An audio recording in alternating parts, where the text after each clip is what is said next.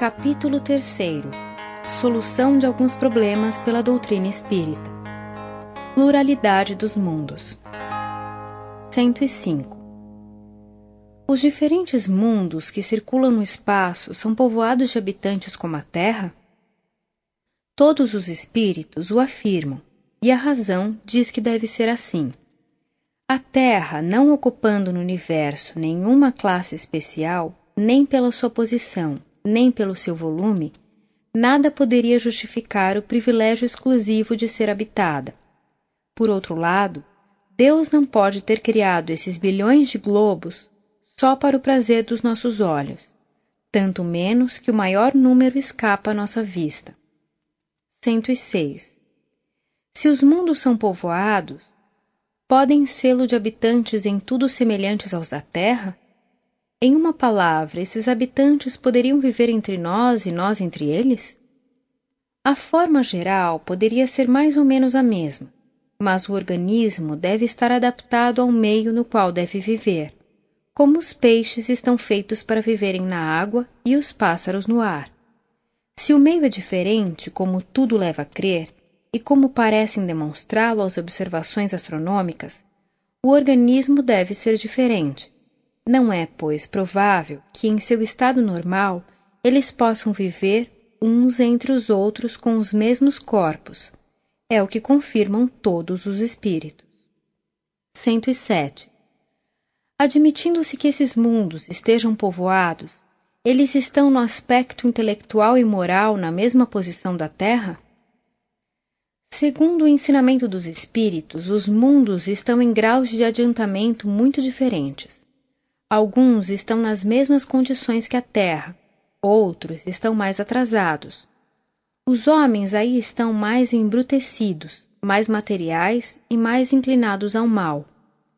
Há, ao contrário, os que são mais avançados moral, intelectual e fisicamente, onde o mal moral é desconhecido, onde as artes e as ciências alcançam um grau de perfeição que não podemos compreender, onde a organização física menos material não está sujeita nem aos sofrimentos, nem às doenças, nem às enfermidades. Os homens aí vivem em paz, sem procurar se prejudicarem, isentos de desgostos, de inquietações, aflições e necessidades que os assediam sobre a terra.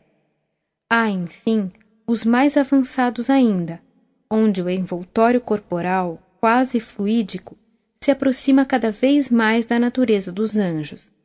Na série progressiva dos mundos, a Terra não está nem na primeira nem na última categoria, mas é ela um dos mais materiais e dos mais atrasados.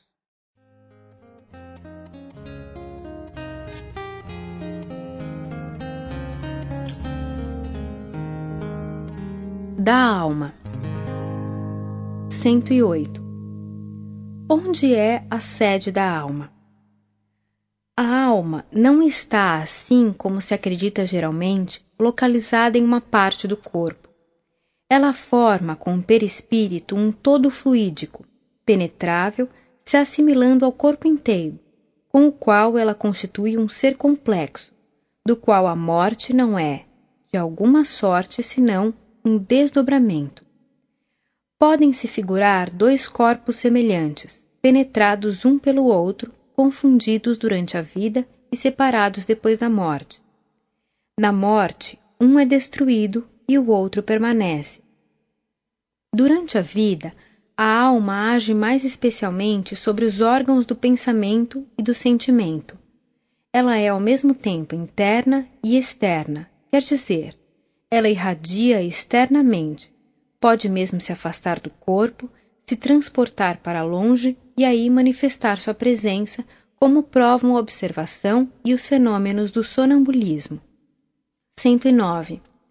A alma é criada ao mesmo tempo que o corpo ou anteriormente a ele? Depois da existência da alma, esta questão é uma das mais capitais, porque da sua solução decorrem as mais importantes consequências. Ela é a única chave possível de uma multidão de problemas insolúveis até hoje, por falta de a ter definido. De duas coisas uma: ou a alma existe, ou não existe antes da formação do corpo, sem que possa haver para isso um meio termo. Com a pré-existência da alma, tudo se explica lógica e naturalmente. Sem a pré-existência, é mesmo impossível justificar certos dogmas da Igreja. E é essa impossibilidade de justificação que conduz tantas pessoas que raciocinam à incredulidade. Os espíritos resolveram a questão afirmativamente e os fatos, tanto quanto a lógica, não podem deixar dúvida a esse respeito. Que não se admite, entretanto, a pré-existência da alma senão a título de simples hipótese, se quer e se verá aplainar a maioria das dificuldades. 110. Se a alma é anterior, antes da sua união com o corpo, tinha sua individualidade e a consciência de si mesma?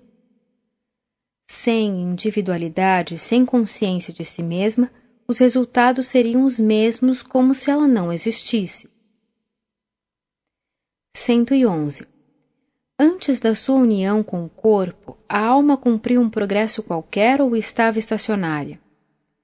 O progresso anterior da alma é ao mesmo tempo a consequência da observação dos fatos e do ensinamento dos espíritos. 112. Deus criou as almas iguais, moral e intelectualmente, ou as faz mais perfeitas, mais inteligentes umas que as outras? Se Deus tivesse feito almas mais perfeitas, umas que as outras, essa preferência não seria conciliável com a sua justiça. Sendo todas as suas criaturas, por que isentaria umas do trabalho que impõe às outras para alcançarem a felicidade eterna?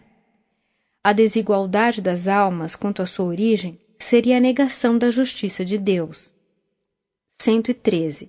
Se as almas são criadas iguais, como explicar a diversidade de aptidões e de predisposições naturais que existem entre os homens sobre a terra? Essa diversidade é a consequência do progresso que a alma realizou antes da sua união com o corpo. As almas mais avançadas em inteligência e em moralidade são aquelas que viveram mais e progrediram mais antes de sua encarnação. 114. Qual é o estado da alma em sua origem? As almas são criadas simples e ignorantes, quer dizer, sem ciência e sem conhecimento do bem e do mal, mas com uma igual aptidão para tudo. No princípio, elas estão em sua espécie de infância, sem vontade própria e sem consciência perfeita de sua existência. Pouco a pouco, o livre-arbítrio se desenvolve ao mesmo tempo que as ideias. 115. A alma realizou seu progresso anterior no estado da alma propriamente dito ou em uma precedente existência corporal? Além do ensinamento dos espíritos sobre esse ponto, o estudo dos diferentes graus de adiantamento do homem sobre a terra prova que o progresso anterior da alma deve ter se realizado em uma série de existências corporais mais ou menos numerosas, segundo o grau que alcançou. A prova resulta da observação dos fatos que temos diariamente sob os olhos.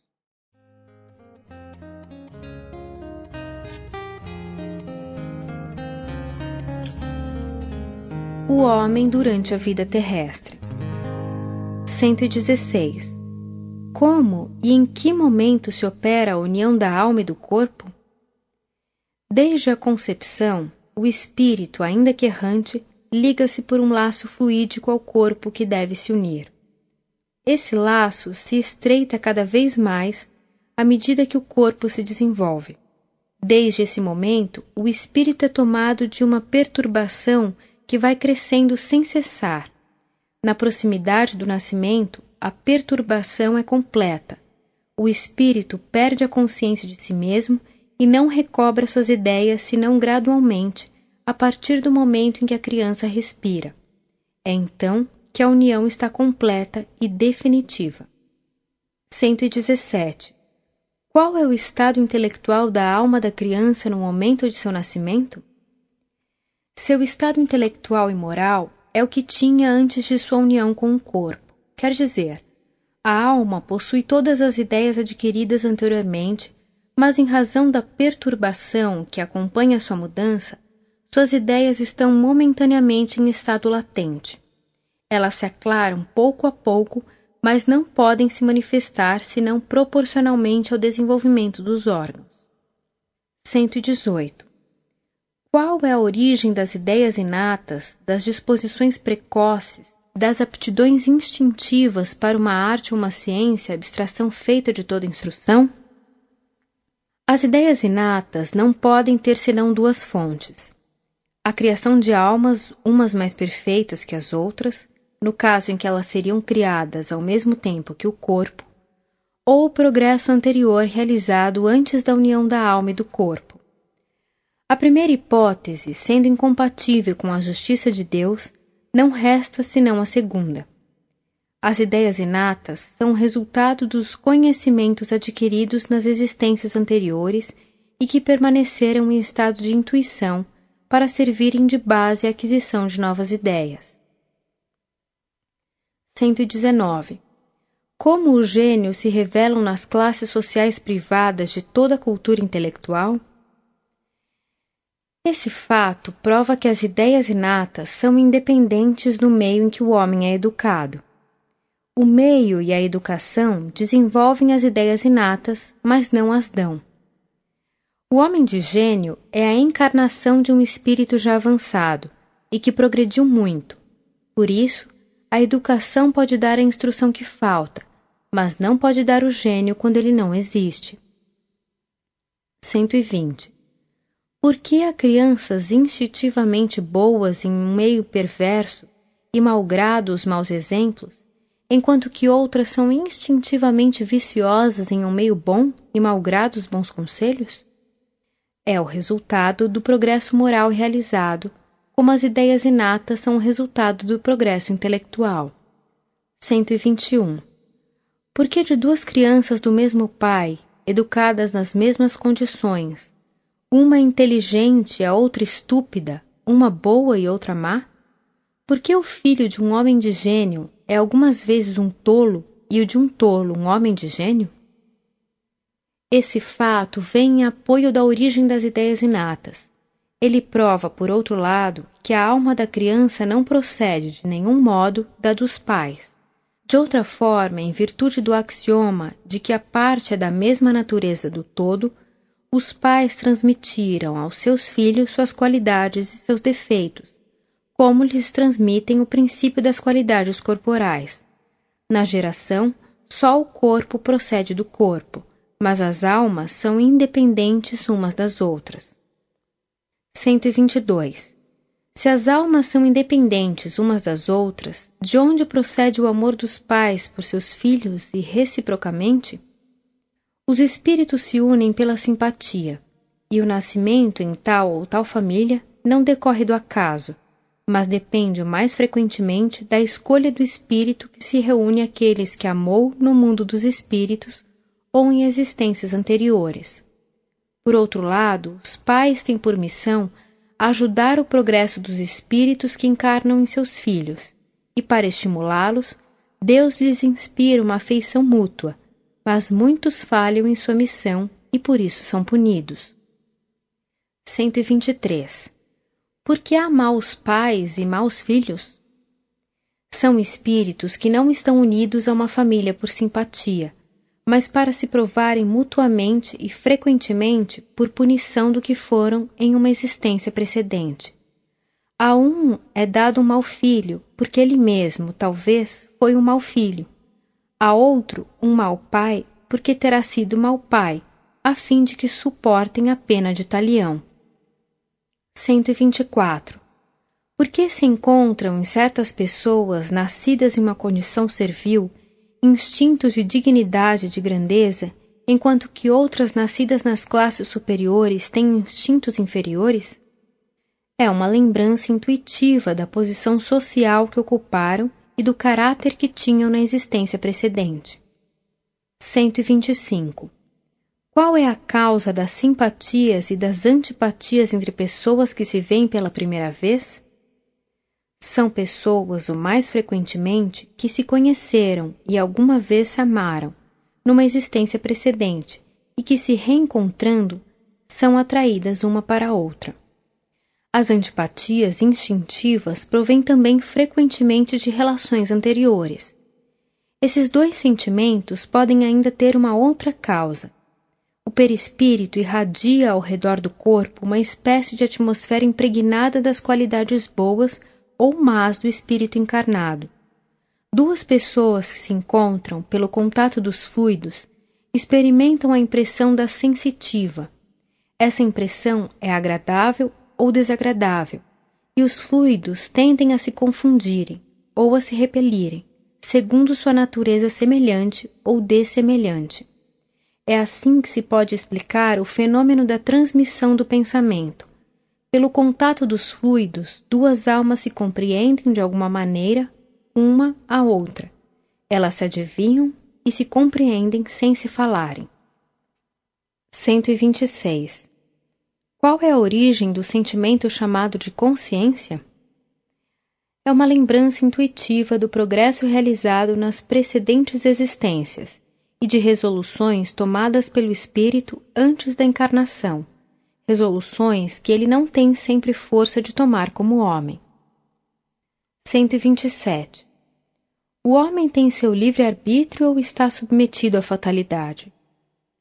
Se a conduta do homem estivesse submetida à fatalidade, ele não teria nem responsabilidade do mal, nem mérito do bem. Desde então, toda punição seria injusta e toda recompensa sem sentido. O livre-arbítrio do homem é uma consequência da justiça de Deus. É o atributo que lhe dá a sua dignidade e o eleva acima de todas as outras criaturas. Isto é tão verdadeiro que a estima dos homens uns pelos outros está em razão do livre-arbítrio. Aquele que o perde acidentalmente por doença, loucura, embriaguez ou idiotia é lamentado ou desprezado. O materialismo, que faz depender do organismo todas as faculdades morais e intelectuais, reduz o homem ao estado de máquina, sem livre-arbítrio, por consequência sem responsabilidade do mal e sem o mérito do bem que ele faz. 128. Deus criou o mal? Deus não criou o mal, mas estabeleceu leis, e essas leis são sempre boas, porque ele é soberanamente bom. Aquele que as observasse fielmente seria perfeitamente feliz, mas os espíritos, tendo seu livre-arbítrio, não as observaram sempre, e o mal resultou-lhes pelas suas infrações a essas leis. 129. O homem nasce bom ou mau? É preciso distinguir a alma e o homem. A alma é criada simples e ignorante, quer dizer, nem boa nem má, mas suscetível, em virtude do seu livre-arbítrio, de tomar o caminho do bem ou do mal, ou melhor dizendo, de observar ou infringir as leis de Deus. O homem nasce bom ou mau conforme seja a encarnação de um espírito adiantado ou atrasado. 130. Qual a origem do bem e do mal sobre a terra e por que há mais mal do que bem? A origem do mal sobre a terra resulta da imperfeição dos espíritos que aí estão encarnados. A predominância do mal decorre de que, sendo a terra um mundo inferior, a maioria dos espíritos que habitam são, eles mesmos, inferiores ou progrediram pouco. Nos mundos mais avançados, onde não são admitidos a se encarnarem senão espíritos depurados, o mal é desconhecido ou em minoria. 131. Qual é a causa dos males que afligem a humanidade? A Terra pode ser considerada ao mesmo tempo como um mundo de educação para os espíritos pouco avançados e de expiação para os espíritos culpados. Os males da humanidade são a consequência da inferioridade moral da maioria dos espíritos encarnados. Pelo contato dos seus vícios, eles se tornam reciprocamente infelizes e se punem uns aos outros. 132. Por que o mal frequentemente prospera enquanto que o homem de bem é alvo de todas as aflições? Para aquele que não vê senão a vida presente e que a crê única, isso deve parecer uma soberana injustiça.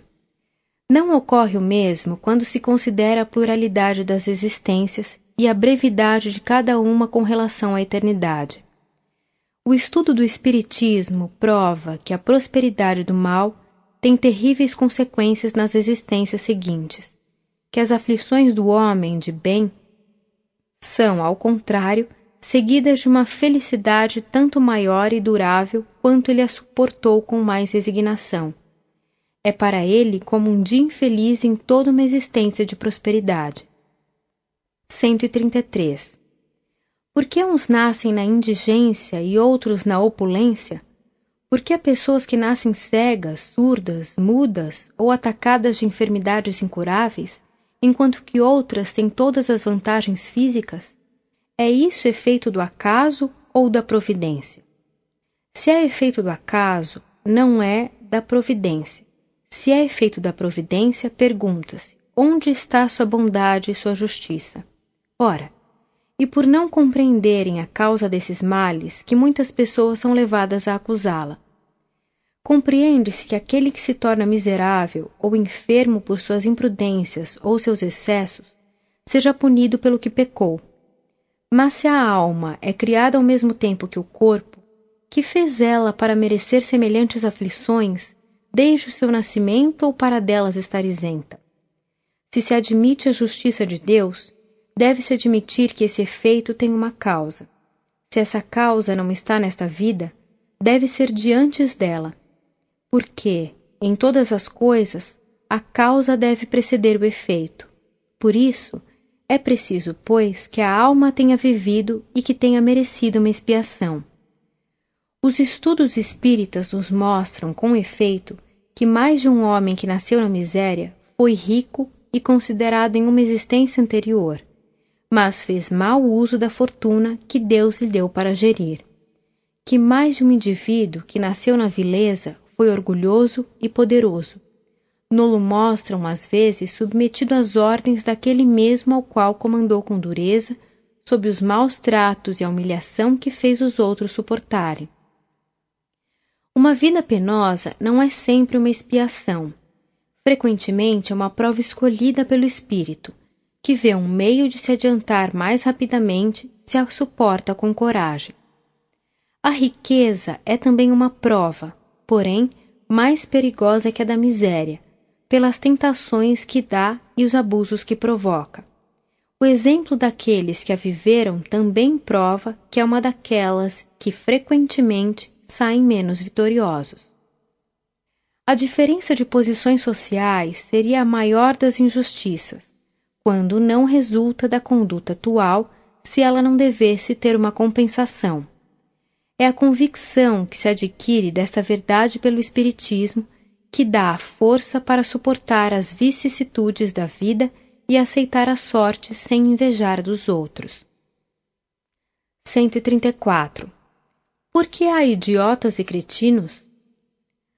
A posição dos idiotas e dos cretinos seria a menos conciliável com a justiça de Deus na hipótese da unicidade da existência. Por miserável que seja a condição na qual um homem nasceu, ele pode dela sair pela inteligência e pelo trabalho, mas o idiota e o cretino são votados, desde o nascimento até a morte, ao embrutecimento e ao desprezo. Não há para eles nenhuma compensação possível. Por que, pois, sua alma teria sido criada idiota? Os estudos espíritas feitos sobre os cretinos e os idiotas provam que sua alma é tão inteligente quanto a dos outros homens, que essa enfermidade é uma expiação infligida aos espíritos por terem abusado da sua inteligência, e que sofrem cruelmente em se sentirem aprisionados nos laços que não podem quebrar, e no desprezo do qual se veem objeto, quando talvez tenham sido insensados na sua existência precedente.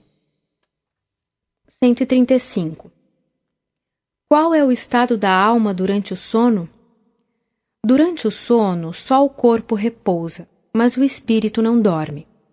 As observações práticas provam que nesse instante o espírito goza de toda a sua liberdade e da plenitude das suas faculdades.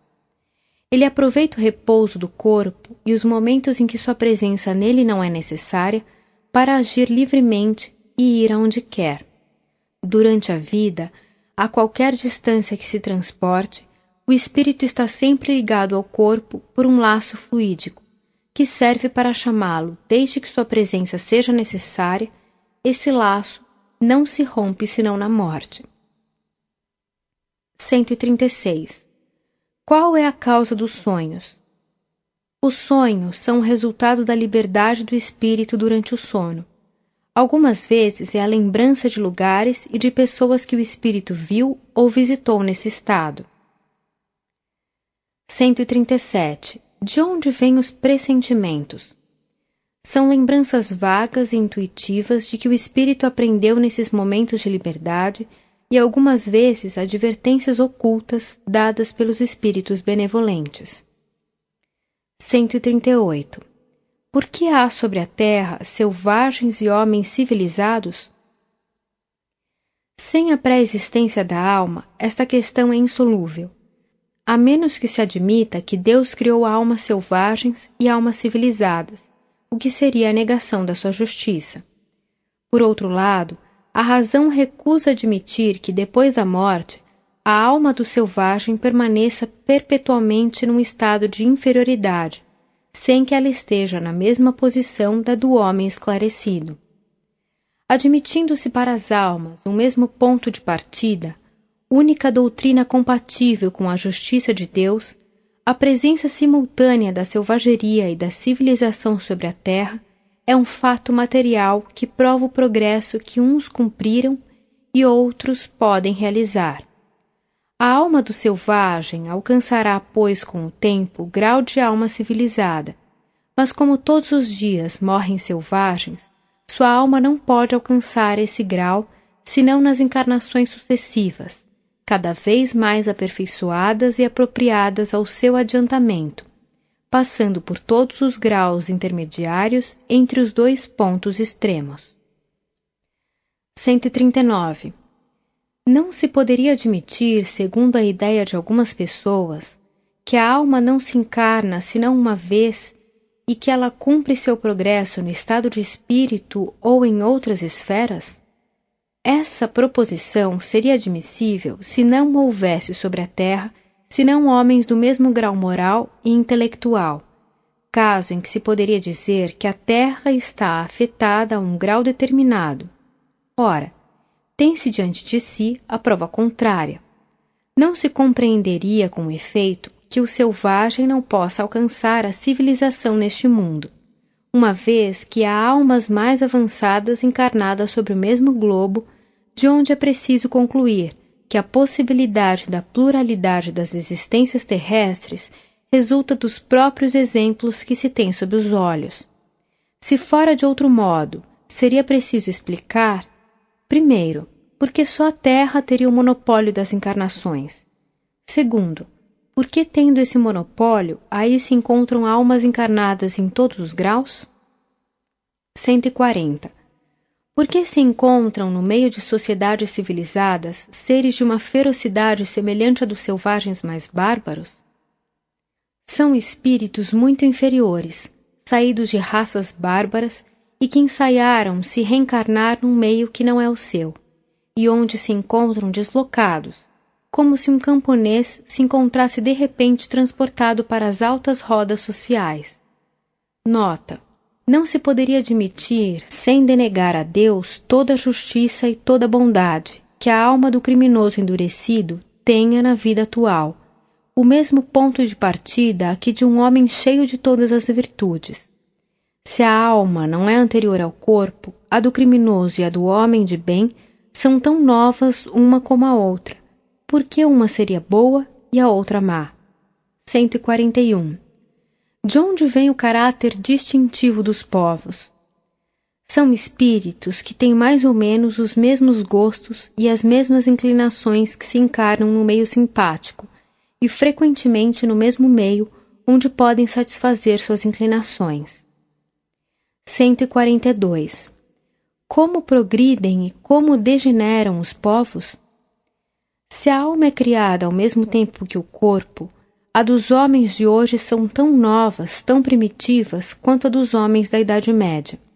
E desde então, pergunta-se por que elas têm costumes mais dóceis e uma inteligência mais desenvolvida.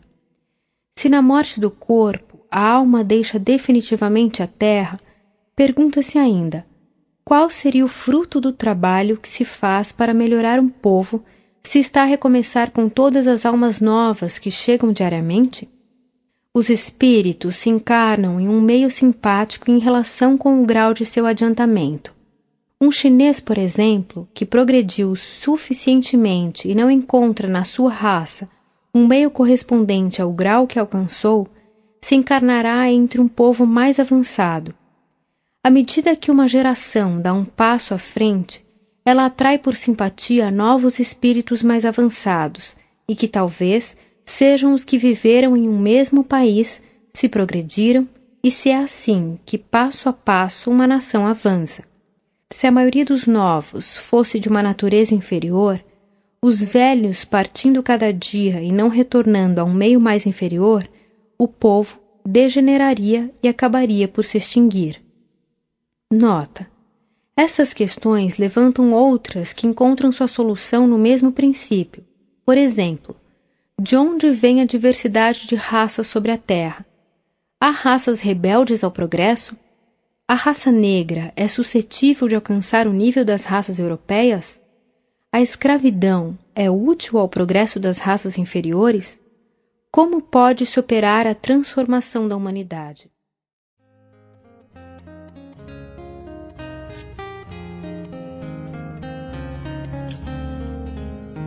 O homem depois da morte. 143. Como se opera a separação da alma e do corpo? Opera-se brusca ou gradualmente? A libertação se opera gradualmente e com uma lentidão variável, segundo os indivíduos e as circunstâncias da morte. Os laços que unem a alma ao corpo não se rompem senão pouco a pouco, e tanto menos rapidamente quanto a vida foi mais material e mais sensual. 144. Qual é a situação da alma imediatamente após a morte do corpo? Ela tem instantaneamente a consciência de si mesma? Em uma palavra, o que ela vê? O que sente? No momento da morte, primeiro tudo é confuso. A alma precisa de algum tempo para se reconhecer porque está meio atordoada, e no estado de um homem saindo de sono profundo e que procura inteirar-se da sua situação. A lucidez das ideias e a memória do passado lhe retornam à medida que se desfaz a influência da matéria da qual acaba de se libertar, e que se dissipa a espécie de bruma que obscurece seus pensamentos. A duração da perturbação que segue à morte é muito variável. Pode ser de algumas horas somente, como de vários dias, de vários meses e mesmo de vários anos. Ela é menos longa naqueles que durante a vida se identificaram com seu estado futuro, porque compreendem imediatamente sua situação. É tanto mais longa quanto o homem tenha vivido mais materialmente. As sensações que a alma experimenta nesse momento são também muito variáveis. A perturbação que segue a morte nada tem de penosa para o homem de bem. Ela é calma e em tudo semelhante à sensação que acompanha um despertar pacífico. Para aquele cuja consciência não é pura e que está mais preso à vida corporal que à espiritual, ela é cheia de ansiedade e de angústias, que aumentam à medida que ela se reconhece. Por que, então, ela está tomada de medo e de uma espécie de terror em presença daquilo que vê e, sobretudo, daquilo que entrevê? A sensação que se poderia chamar física é a de um grande alívio e de um imenso bem-estar. Sente-se como livre de um fardo e se está muito feliz por não sentir mais as dores corporais que se sentia poucos instantes antes de se sentir livre, desligado e alerta como quem viesse a ser libertado de pesadas correntes. Na sua nova situação, a alma vê e ouve o que via e ouvia antes da morte, mas vê e ouve outras coisas que escapam à grosseria dos órgãos corporais. Ela tem sensações e percepções que nos são desconhecidas. Nota: essas respostas e todas aquelas relativas à situação da alma depois da morte ou durante a vida não são resultado de uma teoria ou de um sistema, mas de estudos diretos feitos sobre milhares de indivíduos observados em todas as fases e em todos os períodos da sua existência espiritual, desde o mais baixo até o mais alto grau da escala, segundo seus hábitos durante a vida terrestre, o gênero de morte, etc. Disse frequentemente, falando da vida espiritual, que não se sabe o que lá se passa, porque pessoa alguma dela retornou.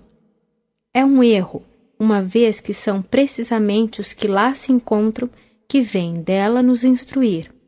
E Deus o permite hoje mais que em nenhuma outra época como última advertência dada à incredulidade e ao materialismo. 145. A alma que deixou o corpo vê Deus? As faculdades perceptivas da alma são proporcionais à sua depuração. Não é dado senão às almas de elite gozar da presença de Deus. 146. Se Deus está por toda parte, por que todos os espíritos não podem vê-lo? Deus está por toda parte porque ele irradia por toda parte, e pode-se dizer que o universo está mergulhado na divindade como nós estamos mergulhados na luz solar. Mas os espíritos atrasados são rodeados de uma espécie de neblina que o oculta aos seus olhos e que não se dissipa senão à medida que eles se depuram e se desmaterializam. Os espíritos inferiores são, pela vista, com relação a Deus, o que os encarnados são com relação aos espíritos, verdadeiros cegos. 147. Depois da morte, a alma tem consciência de sua individualidade? Como a constata e como podemos constatá-la? Se as almas não tivessem mais individualidade depois da morte, seria para elas e para nós como se não existissem, e as consequências morais seriam exatamente as mesmas. Elas não teriam nenhum caráter distintivo, e a do criminoso estaria no mesmo plano da do homem de bem, do que resultaria que não se teria nenhum interesse em fazer o bem. A individualidade da alma foi posta a descoberto de uma maneira, por assim dizer, material, nas manifestações espíritas, pela linguagem e as qualidades próprias de cada uma vez que elas pensam e agem de uma maneira diferente, que umas são boas e outras más, umas sábias e outras ignorantes, umas querem o que outras não querem. Isso é a prova evidente de que elas não estão confundidas num todo homogêneo, sem falar das provas patentes que nos dão de terem animado tal ou tal indivíduo sobre a Terra. Graças ao espiritismo experimental, a individualidade da alma não é mais uma coisa vaga, porém, um resultado da observação. A própria alma constata sua individualidade, porque tem pensamento e vontade próprios, distintos das outras. Ela a constata ainda pelo seu envoltório fluídico ou perispírito, espécie de corpo limitado que faz dela um ser à parte. Nota: certas pessoas creem fugir à censura de materialismo admitindo um princípio inteligente universal do qual absorvemos uma parte ao nascer. O que constitui a alma para desenvolvê-la depois da morte, a massa comum onde ela se confunde como as gotas d'água no oceano. Esse sistema, espécie de transação, não merece o nome de espiritualismo, porque é tão desesperador quanto o materialismo. O reservatório comum do todo universal equivaleria ao nada, uma vez que aí não haveria mais individualidades. 148. O gênero de morte influi sobre o estado da alma? O estado da alma varia consideravelmente segundo o gênero de morte, mas, sobretudo, segundo a natureza dos hábitos que teve durante a vida. Na morte natural, o desligamento se opera gradualmente e sem abalo. Frequentemente, ele começa mesmo antes que a vida se extinga. Na morte violenta, por suplício, suicídio ou acidente, os laços se rompem bruscamente. O espírito, surpreendido pelo imprevisto, fica como atordoado pela mudança que nele se opera e não compreende sua situação. Um fenômeno mais ou menos constante, em semelhante caso, é a persuasão em que se acha de não estar morto, e essa ilusão pode durar vários meses e mesmo vários anos.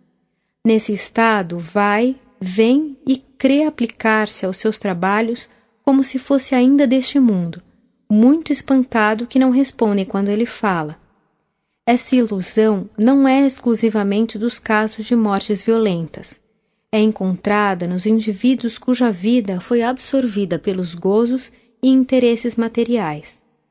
149. Aonde a alma vai depois de ter deixado o corpo? Ela não se perde na imensidade do infinito, como geralmente se figura. Ela erra no espaço e, o mais frequentemente, no meio daqueles que conheceu e, sobretudo, daqueles que amou, podendo se transportar instantaneamente a distâncias imensas. 150. A alma conserva as afeições que tinha sobre a terra? Ela conserva todas as afeições morais. Não esquece senão as afeições materiais que não são mais da sua essência. Por isso, vem com alegria rever seus parentes e seus amigos, e é feliz por delas se lembrarem. 151. A alma conserva a lembrança do que fez sobre a terra? Se interessa pelos trabalhos que deixou inacabados? Isso depende da sua elevação e da natureza dos seus trabalhos. Os espíritos desmaterializados pouco se preocupam com as coisas materiais, das quais são felizes de estarem livres. Quanto aos trabalhos que começaram, segundo a sua importância e a sua utilidade, eles inspiram, algumas vezes, a outros o pensamento de terminá-los. 152. A alma reencontra no mundo dos espíritos os parentes e amigos que a precederam? Não somente os reencontra, mas reencontra aí muitos outros que havia conhecido nas suas precedentes existências. Geralmente, aqueles que por ela mais se afeiçoam, vêm recebê-la na sua chegada ao mundo dos espíritos e a ajudam a se libertar dos laços terrestres. Entretanto, a privação do reencontro com as almas mais queridas, algumas vezes, é uma punição para as almas culpadas. 153. Qual é, na outra vida, o estado intelectual e moral da alma da criança morta em tenra idade? Suas faculdades estão na infância como durante a vida? O desenvolvimento incompleto dos órgãos da criança não permitia ao espírito se manifestar completamente. Liberto desse envoltório, suas faculdades são as que tinha antes da sua encarnação. O espírito, não tendo passado senão alguns instantes na vida, suas faculdades não puderam se modificar.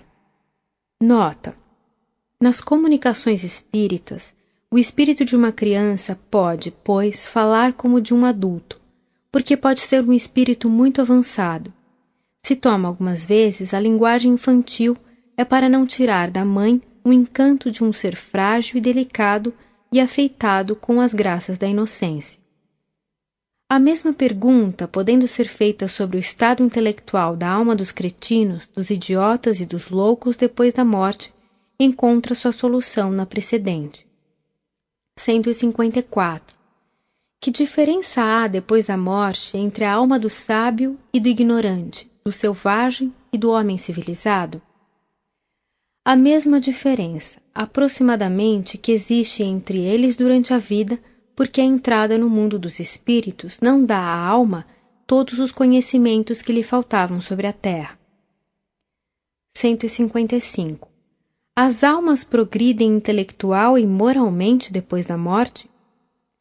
Elas progridem mais ou menos segundo sua vontade, e algumas progridem muito, mas têm necessidade de pôr em prática durante a vida corporal o que adquiriram em ciência e em moralidade. Aquelas que estão estacionárias retomam uma existência análoga à que deixaram. As que progrediram merecem uma encarnação de uma ordem mais elevada. O progresso, sendo proporcional à vontade do espírito, há os que conservam por longo tempo os gostos e as tendências que tinham durante a vida e que perseguem as mesmas ideias. 156. A sorte do homem na vida futura é irrevogavelmente fixada depois da morte? A fixação irrevogável da sorte do homem depois da morte seria a negação absoluta da justiça e da bondade de Deus, porque há muitos que não dependeram de si mesmos para se esclarecerem suficientemente, sem falar dos idiotas, dos cretinos e dos selvagens, e das inumeráveis crianças que morrem antes de terem entrevisto a vida. Mesmo entre as pessoas esclarecidas, há muitas que puderam crer-se bastante perfeitas para estarem dispensadas de fazer mais. E isso não é uma prova manifesta que Deus dá da sua bondade, permitindo ao homem fazer no dia seguinte o que não fez na véspera? Se a sorte está irrevogavelmente fixada, por que os homens morrem em idades tão diferentes e por que Deus, na sua justiça, não deixa a todos o tempo para fazerem o maior bem possível ou reparar o mal que fizeram? Quem sabe se o culpado que morreu aos 30 anos não estaria arrependido, não teria se tornado um homem de bem se vivesse até os 60 anos? Por que Deus lhes tira esse meio enquanto dá a outros? Só o fato da diversidade da duração da vida e do estado moral da grande maioria dos homens prova a impossibilidade, se se admite a justiça de Deus, de que a sorte da alma seja irrevogavelmente fixada depois da morte. 157. Qual é na vida futura a sorte das crianças que morrem em tenra idade? Essa questão é uma das que provam melhor a justiça e a necessidade da pluralidade das existências. Uma alma que não tivesse vivido senão alguns instantes, não tendo feito nem bem nem mal, não mereceria nem recompensa, nem punição. Segundo a máxima do Cristo, de que cada um é punido ou recompensado segundo suas obras, seria tanto ilógico como contrário à justiça de Deus admitir-se que, sem trabalho, ela fosse chamada a gozar da felicidade perfeita dos anjos, ou que pudesse disso ser privada, e, todavia, ela deve ter uma sorte qualquer. Um estado misto pela eternidade seria também injusto. Interrompida uma existência desde o seu princípio, não podendo ter, pois, nenhuma consequência para a alma, sua sorte atual é a que merecia na sua precedente existência e sua sorte futura, aquela que merecerá nas suas existências ulteriores. 158. As almas têm ocupações na outra vida? Ocupam-se de outras coisas além das suas alegrias ou seus sofrimentos? Se as almas não se ocupassem senão de si mesmas durante a eternidade, isso seria egoísmo, e Deus, que condena o egoísmo, não aprovaria na vida espiritual o que pune na vida corporal. As almas ou espíritos têm ocupações de acordo com seu grau de adiantamento, ao mesmo tempo que procuram se instruírem e melhorarem. 159. Em que consistem os sofrimentos da alma depois da morte? As almas culpadas são torturadas nas chamas materiais? A Igreja hoje reconhece perfeitamente que o fogo do inferno é um fogo moral e não um fogo material. Todavia, não define a natureza dos sofrimentos. As comunicações espíritas os colocam sob nossos olhos. Por esse meio, nós podemos apreciá-los e nos convencer de que, por não ser o resultado de um fogo material, que não poderia queimar, com efeito, almas imateriais, elas não são menos terríveis em certos casos. Essas penas não são uniformes e variam ao infinito, segundo a natureza e o grau das faltas cometidas, e são quase sempre essas próprias faltas que servem ao castigo. É assim que certos homicidas são constrangidos a permanecerem sobre o lugar do crime e a ter, sem cessar, suas vítimas sob seus olhos. Que o homem de gostos sensuais e materiais conserve esses mesmos gostos, mas a impossibilidade de os satisfazer materialmente é para ele uma tortura. Que certos avarentos creem sofrer o frio e as privações que suportaram durante a vida por avareza. Outros permanecem perto dos tesouros que enterraram e estão em transe perpétuo pelo medo que os roubem. Em uma palavra, não há uma falta, uma imperfeição moral, uma ação má que não tenha, no mundo dos espíritos, sua contrapartida e suas consequências naturais. E para isso não há necessidade de um lugar determinado e circunscrito. Por toda a parte em que se encontre, o espírito perverso carrega seu inferno consigo.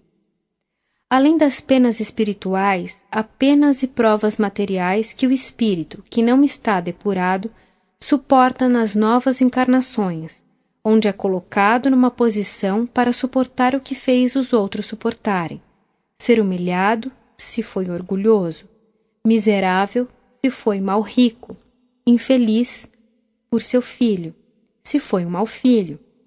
A terra, como dissemos, é um lugar de exílio e de expiação, um purgatório para os espíritos dessa natureza, e no qual depende de cada um não retornar, melhorando-se bastante para merecer ir a um mundo melhor.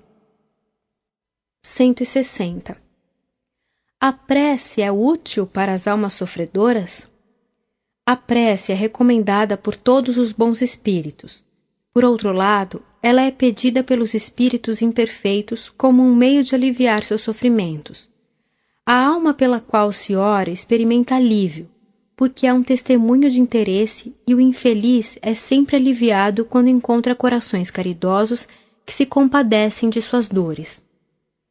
Por outro lado, ainda pela prece, estimula-se ao arrependimento e ao desejo de fazer o que é preciso para ser feliz.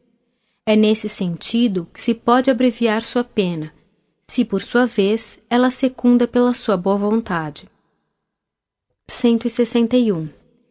Em que consistem os gozos das almas felizes? Elas ficam em eterna contemplação? A justiça quer que a recompensa seja proporcional ao mérito, como a punição à gravidade da falta. Há, portanto, graus infinitos nos gozos da alma, desde o instante em que ela entra no caminho do bem até que atinja a perfeição. A felicidade dos bons espíritos consiste em reconhecer todas as coisas, não ter nem ódio, nem ciúme, nem inveja, nem ambição, nem nenhuma das paixões que fazem a infelicidade dos homens. O amor que as une é para elas a fonte de uma suprema felicidade. Elas não experimentam nem as necessidades, nem os sofrimentos, nem as angústias da vida material. Um estado de contemplação perpétua seria uma felicidade estúpida e monótona, própria do egoísta, uma vez que sua existência seria uma inutilidade sem limites. A vida espiritual, ao contrário, é uma atividade incessante pelas missões que os espíritos recebem do Ser Supremo, como sendo seus agentes no governo do universo, missões que são proporcionais ao seu adiantamento e das quais são felizes, porque lhes fornecem ocasiões de se tornarem úteis e de se fazerem o bem. Nota: convidamos os adversários do Espiritismo e aqueles que não admitem a reencarnação a darem aos problemas acima uma solução mais lógica, por qualquer outro princípio que o da pluralidade das existências.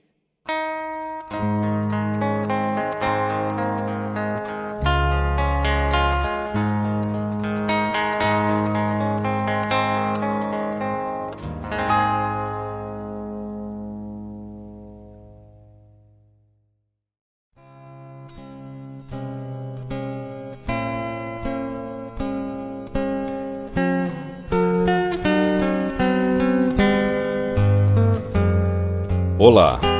A partir de agora, você acompanhará trechos da Coletânea de Preces Espíritas, de Allan Kardec, publicada pela ID Editora.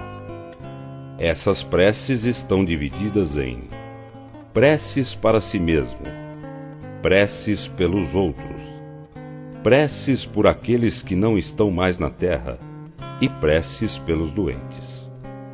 Para seu melhor entendimento, faremos um breve prefácio do assunto a que a prece se dirige. Antes de iniciá-las, falaremos sobre o significado da oração à luz do Espiritismo e sua eficácia. A prece é uma invocação. Por ela, um ser se coloca em comunicação mental com outro ser ao qual se dirige. Ela pode ter por objeto um pedido, um agradecimento ou uma glorificação. Pode-se orar por si mesmo ou por outrem, pelos vivos e pelos mortos. As preces dirigidas a Deus são ouvidas pelos espíritos encarregados da execução das suas vontades.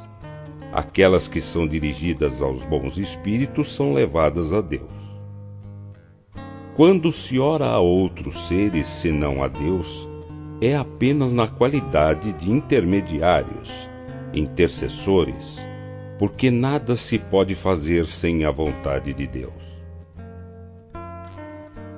O Espiritismo faz compreender a ação da prece explicando o modo de transmissão do pensamento, seja quando o ser chamado vem ao nosso apelo, seja quando o nosso pensamento o alcança. Para se inteirar do que se passa nessa circunstância, é preciso mentalizar todos os seres, encarnados e desencarnados, mergulhados no fluido universal que ocupa o espaço, como o somos neste mundo, na atmosfera. Quando o pensamento é dirigido a um ser qualquer, sobre a terra ou no espaço, de encarnado a desencarnado, ou de desencarnado a encarnado, estabelece-se uma corrente fluídica de um para o outro, transmitindo o pensamento como o ar transmite o som. A prece é ouvida pelos espíritos, em qualquer lugar em que eles se encontrem. Os espíritos se comunicam entre si, nos transmitem suas inspirações, os intercâmbios se estabelecem à distância entre os encarnados. Esta explicação não tem por objetivo materializar a prece, mas tornar seu efeito inteligível, mostrando que pode ter uma ação direta e efetiva. Ela, por isso, não fica menos subordinada à vontade de Deus, juiz supremo em todas as coisas, único que pode tornar sua ação efetiva. Pela prece, o homem chama para si o concurso dos bons espíritos, que vêm sustentá-los nas suas boas resoluções e inspirar-lhes bons pensamentos. Adquire, assim, a força moral necessária para vencer as dificuldades e reentrar no caminho reto se dele se afastou, assim como afastar de si os males que atrai por sua própria falta. Um homem, por exemplo, vê a sua saúde arruinada pelos excessos que cometeu e arrasta até o fim o direito de se lamentar se não obtém a cura? Não, porque poderia encontrar na prece a força para resistir às tentações. A prece é recomendada por todos os espíritos. Renunciar à prece é desconhecer a bondade de Deus. É renunciar para si mesmo à sua assistência e para os outros o bem que se lhes pode fazer. O poder da prece está no pensamento. Ela não se prende nem às palavras, nem ao lugar, nem ao momento em que é feita. Pode-se, pois, orar em toda parte, a qualquer hora, sozinho ou em comum. A influência do lugar ou do tempo prende-se às circunstâncias que pode favorecer o recolhimento. A prece em comum tem uma ação mais poderosa, quando todos aqueles que oram se associam de coração ao mesmo pensamento e têm o mesmo objetivo, porque é como se todos gritassem em conjunto e em uníssono.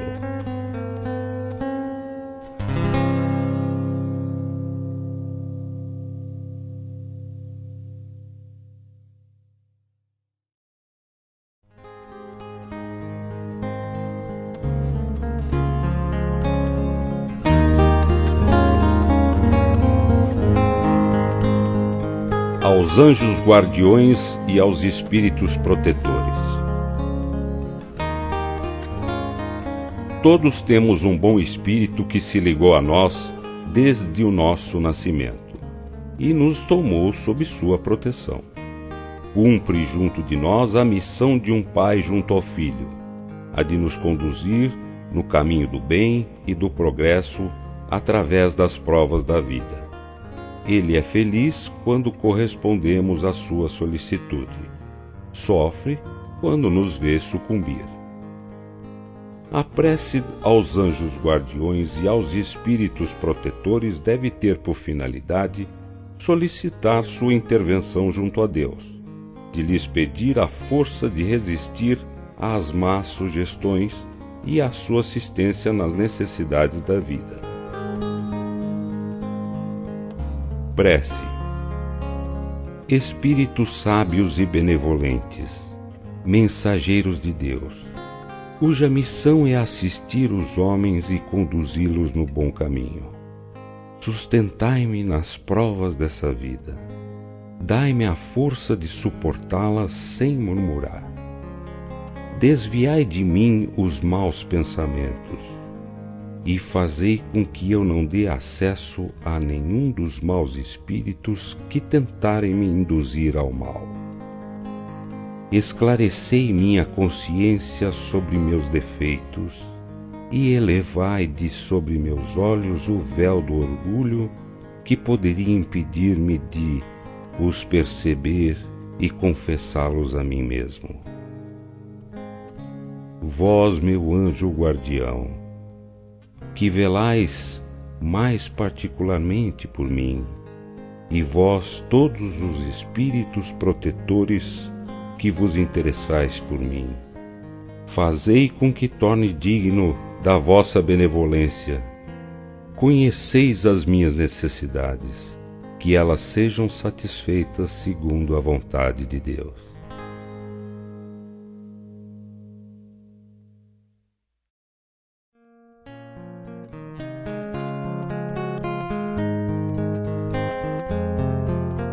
Para afastar os maus espíritos.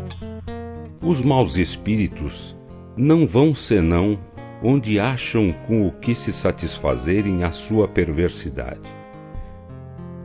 Para afastá-los, não basta pedir-lhes, nem mesmo ordenar. É preciso despojar de si o que os atrai.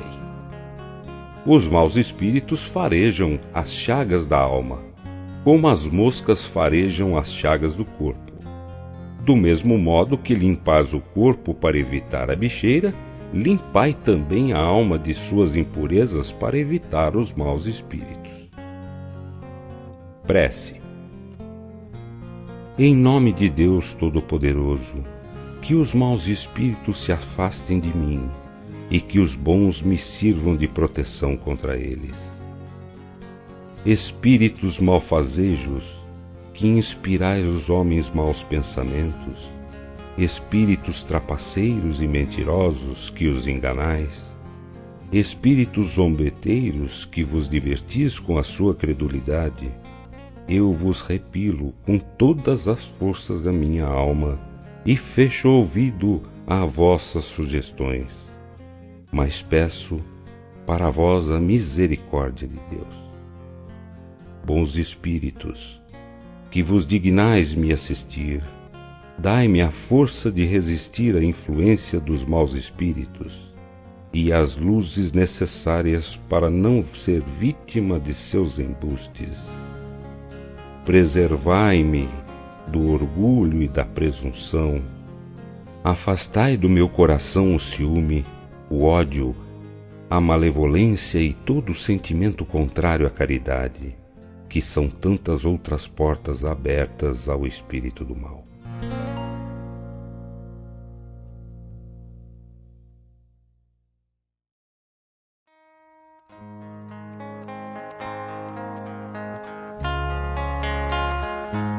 Nas aflições da vida. Podemos pedir a Deus favores terrestres e Ele pode nos conceder quando tem uma finalidade útil e séria. Deus, que vê melhor do que nós e não quer senão o nosso bem, pode, pois, nos recusar, como um pai recusa a seu filho o que poderia prejudicá-lo. Prece. Deus Todo-Poderoso, que vedes as nossas misérias, dignai-vos escutar favoravelmente os votos que vos dirijo nesse momento. Se o meu pedido for inconveniente, perdoai-me. Se for justo e útil aos vossos olhos, que os bons espíritos que executam vossas vontades venham em minha ajuda para o seu cumprimento. O que quer que me advenha, meu Deus, que a vossa vontade seja feita. Se meus desejos não são atendidos, é porque entra nos vossos desígnios experimentar-me, e eu me submeto sem murmurar.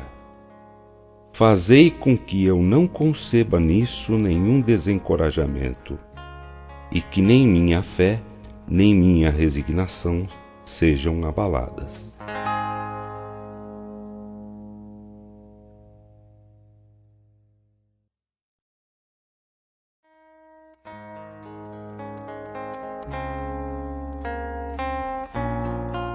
Ação de graças por um favor obtido. Não é preciso considerar apenas como acontecimentos felizes as coisas de grande importância.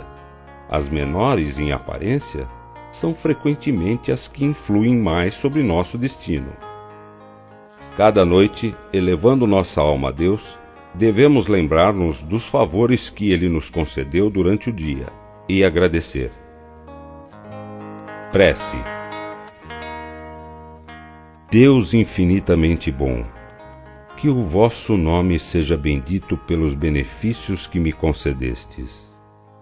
Deles seria indigno se os atribuísse ao acaso dos acontecimentos ou ao meu próprio mérito. Bons espíritos, que fostes executores das vontades de Deus, e vós, sobretudo, meu anjo guardião, eu vos agradeço. Desviai de mim o pensamento de nele conceber o orgulho, e deles fazer um uso que não fosse para o bem. Eu vos agradeço notadamente por...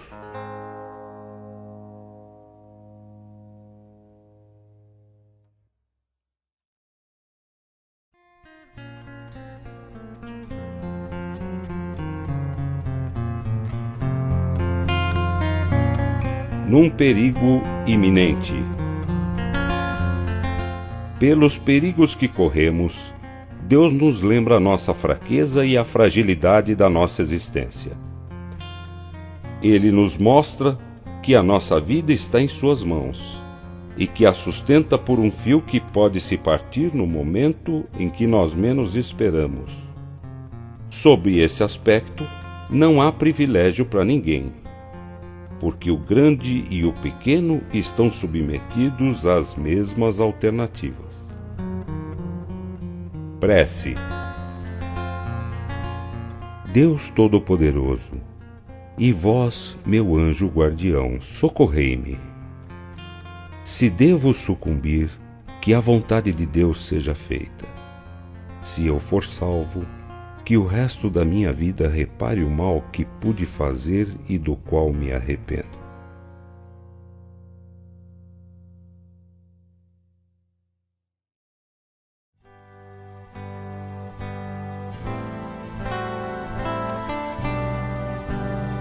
No momento de dormir. O sono é o repouso do corpo, mas o espírito não tem necessidade de repouso. Enquanto os sentidos estão entorpecidos, a alma se liberta em parte da matéria e goza das suas faculdades de espírito. O sono foi dado ao homem para a reparação das forças orgânicas e para a reparação das forças morais. Prece. Minha alma vai se encontrar por um instante com os outros espíritos. E aqueles que são bons, venham me ajudar com os seus conselhos. Meu anjo guardião, fazei com que, ao despertar, eu conserve deles uma impressão durável e salutar.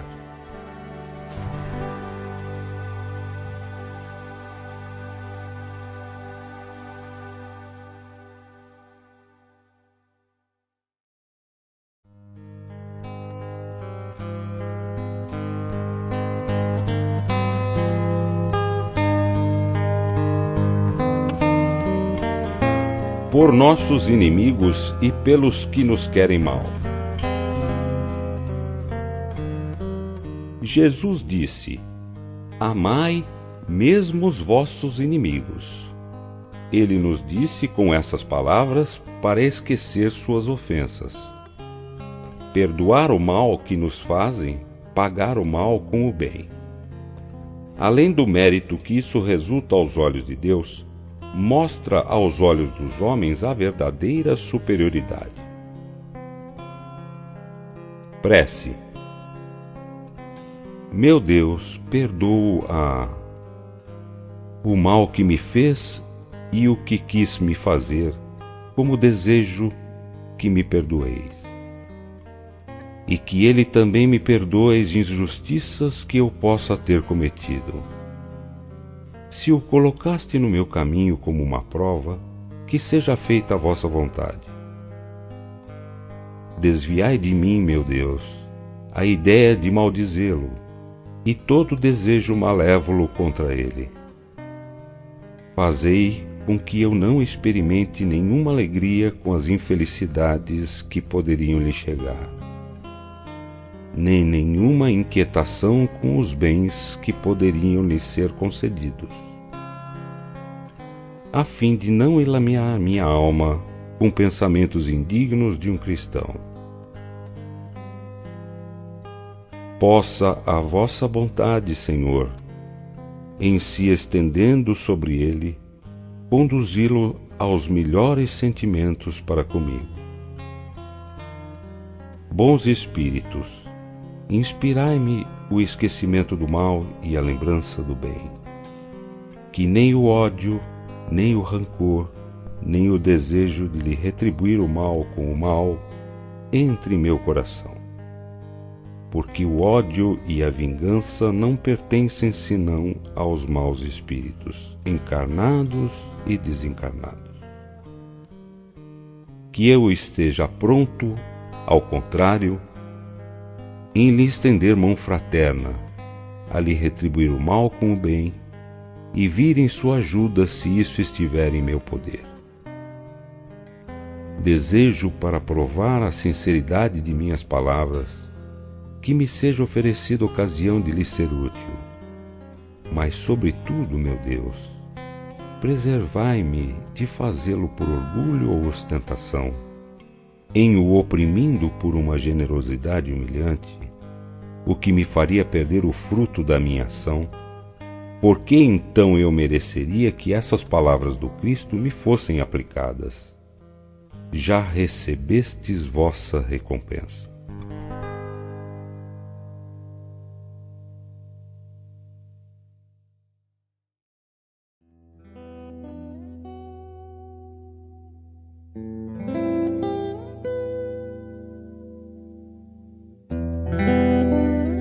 Por uma criança que acaba de nascer. Os espíritos não chegam à perfeição senão depois de terem passado pelas provas da vida corporal. Os que são errantes esperam que Deus lhe permita retomar uma existência que deve fornecer-lhes um meio de adiantamento, seja pela expiação de suas faltas passadas, por meio das vicissitudes às quais são submetidos, ou seja, pelo cumprimento de uma missão útil à humanidade. Prece. Deus de bondade, uma vez que te aprouve permitir ao espírito dessa criança vir de novo suportar as provas terrenas destinadas a fazê-lo progredir, concede-lhe a luz, a fim de que aprenda a te conhecer, a te amar e a te adorar. Faze, pela tua onipotência, que essa alma se regenere no manancial das tuas divinas instruções, e que, sob a égide de seu anjo guardião, a sua inteligência cresça, se desenvolva e o faça aspirar a se aproximar cada vez mais de ti. Que a ciência do Espiritismo seja a brilhante luz que o clareie através dos obstáculos da vida. Que ele saiba, enfim, apreciar toda a extensão do teu amor, que nos experimenta para nos purificar.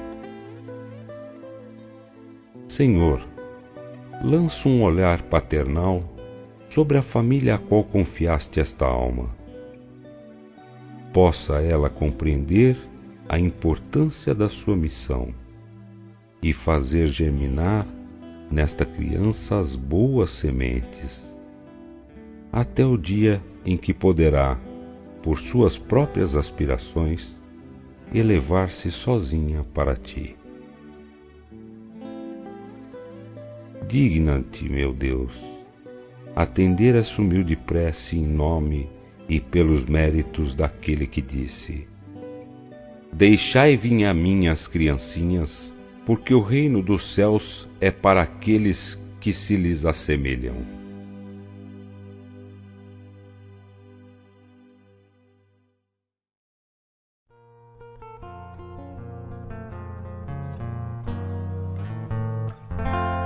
Por um agonizante.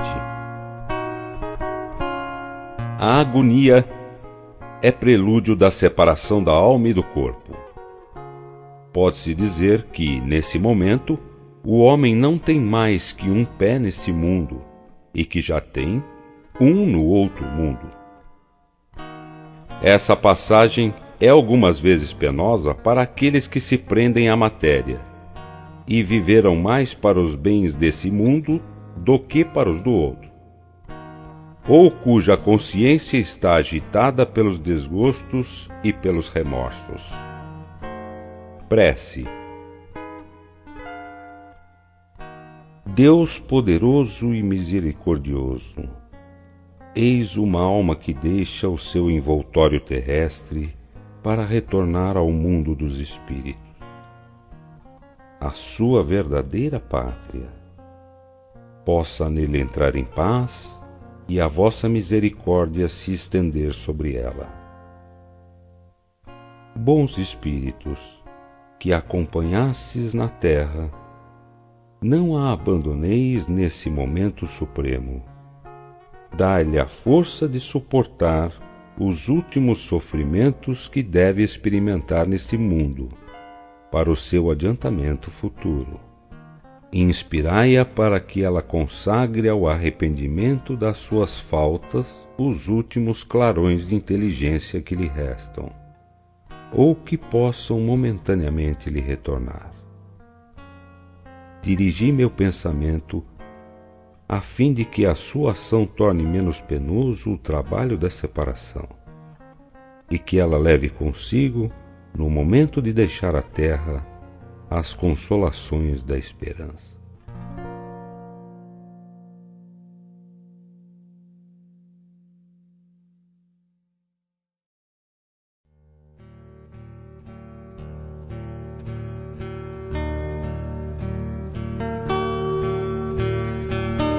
Pelas pessoas a quem tivemos afeição.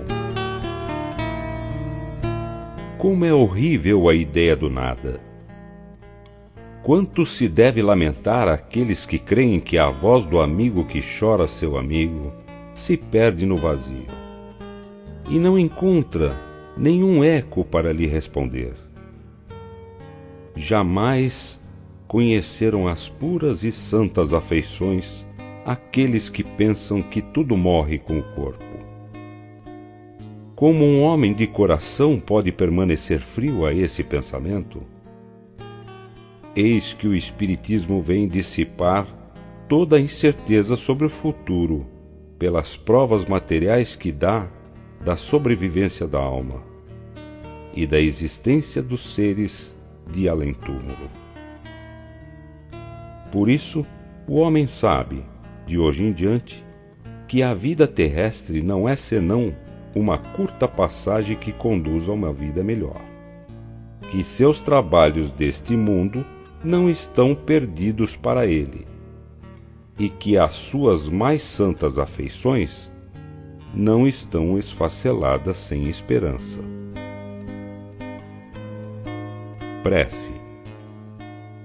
Dignai-vos, meu Deus, acolher favoravelmente a prece que vos dirijo pelo espírito de fazei-lhe entrever as vossas divinas claridades e tornai-lhe fácil o caminho da felicidade eterna. Permiti que os bons espíritos levem a ele as minhas palavras e o meu pensamento. Tu que me eras caro neste mundo, ouve minha voz que te chama para te dar um novo testemunho da minha afeição.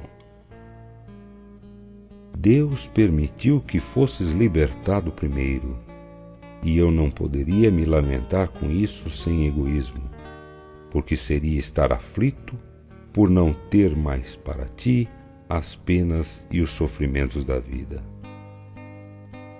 Espero, pois, com resignação, o momento da nossa união no mundo mais feliz, no qual me precedestes. Eu sei que a nossa separação não é senão momentânea, e que, tão longa que me possa parecer, a sua duração se apaga diante da eternidade da felicidade que Deus promete aos seus eleitos. Que a sua bondade me preserve de nada fazer que possa retardar esse instante desejado, e que me poupe assim a dor de não te reencontrar ao sair do meu cativeiro terreno.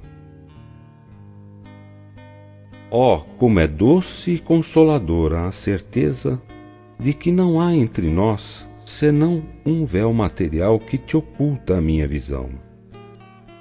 Que tu possas estar aqui ao meu lado, me ver e me ouvir como antigamente, e melhor ainda do que antigamente. Que não me ouvideis mais, e que eu mesmo não te ouvide. Que os nossos pensamentos não cessem de se confundir, e que o teu me siga e me sustente sempre. E a paz do Senhor esteja contigo.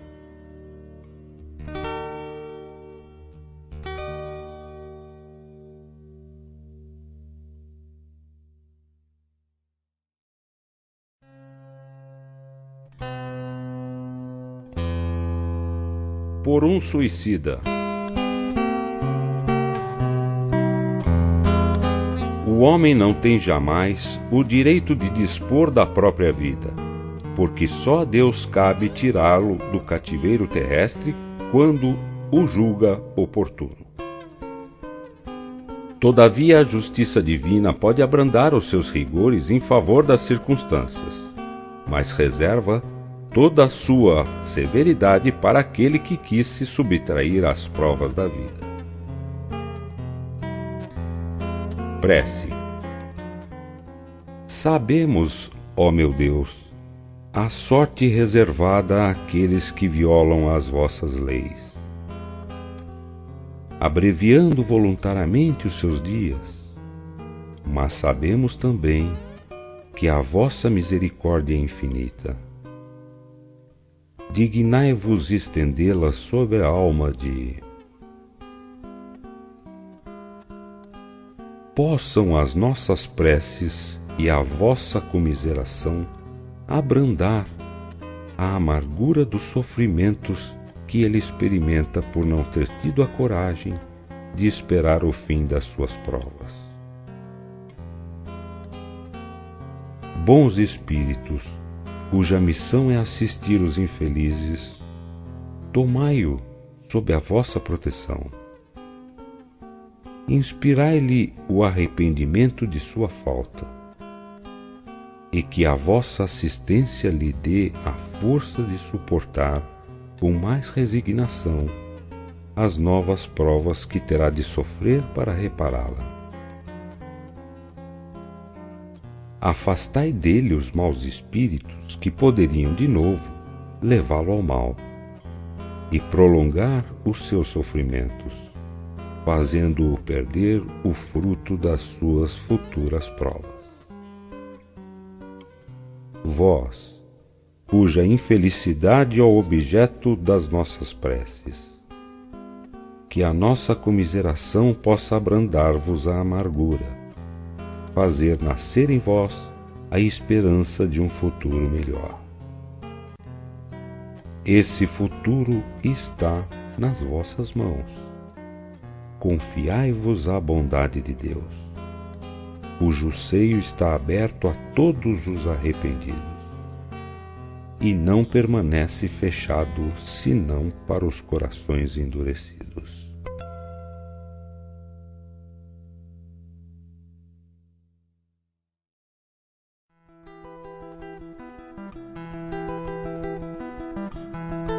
Pelos doentes. As doenças fazem parte das provas e das vicissitudes da vida terrestre. Elas são inerentes à imperfeição da nossa natureza material e à inferioridade do mundo que habitamos. As paixões e os excessos de todos os gêneros semeiam em nós germes malsãos, frequentemente hereditários. É preciso, pois, se resignar em suportar as consequências do meio onde nos coloca a nossa inferioridade, até que tenhamos mérito de trocá-lo.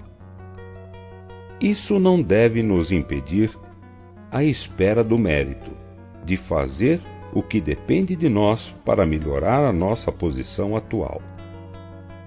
Mas se, malgrado os nossos esforços, a isso não pudermos chegar, o Espiritismo nos ensina a suportar com resignação nossos males passageiros.